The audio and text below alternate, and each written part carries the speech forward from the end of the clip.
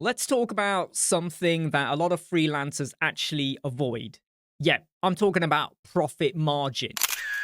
Now, profit margin isn't the sexiest topic, I know, but it's the backbone of a sustainable business. If you're not keeping an eye on your profit margins, you could be working really hard for little reward. So, what exactly is profit margin? Profit margin analysis is all about understanding which services make you money and which ones are draining your time. For example, let's say you spend 10 hours designing a logo and that earns you $200. That basically works out to $20 an hour.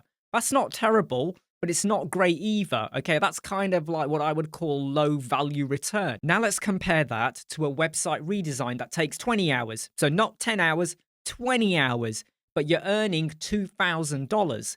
That now works out to $100 an hour. Suddenly, the choice of what you want to be working on more becomes pretty clear. Do you want to be earning $20 an hour or $100 an hour? Of course, it depends on how many requests for logo designs versus web designs you get in. So after watching this video, I want you to start listing all of the services that you offer and start calculating the amount of time you put in, the amount of resources they require, and what are you getting in return. And then start comparing that to the amount of revenue that they could each generate, okay? Like I said, logo design, $20 an hour, website redesign, $100 an hour. You could use a spreadsheet or just scribble it down on paper, okay? This is not rocket science we're looking for. But what you do want to look for are patterns. Are there any services that you put out there that consistently underperform? Consultations, how many of them do you do for free? You're not making no return and you're giving out tons of advice. And once you've identified them, consider streamlining, changing your approach, or completely eliminating them. All right, because if it's a low margin task, I wouldn't do it. I don't offer free consultations anymore. Why would I want to do that?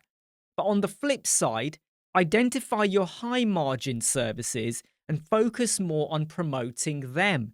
The ones that are going to make you more money in less time. Think of it like this. You know, when you're pruning a tree, you get rid of all the dead branches, snip, snip, snip. And you keep all of the healthy ones because you want them to thrive and branch out and grow. I'm always doing this. I'm always like analyzing or evaluating what I put out there or what I do. And it allows me to make smarter decisions about where I want to be investing more of my time because there's greater value return.